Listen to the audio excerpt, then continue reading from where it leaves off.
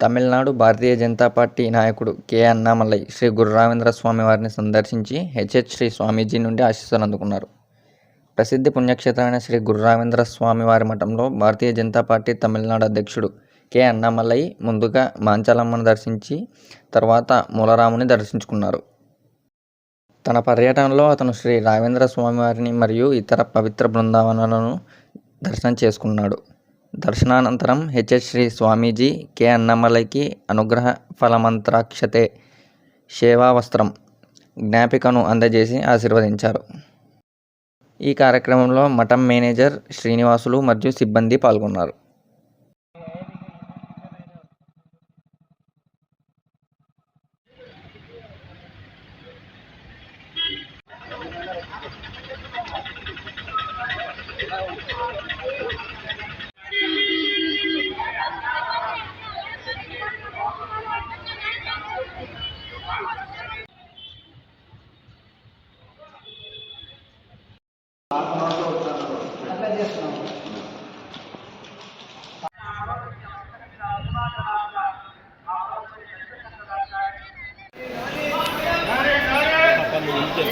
నాతో పాటు నన్ను కూడా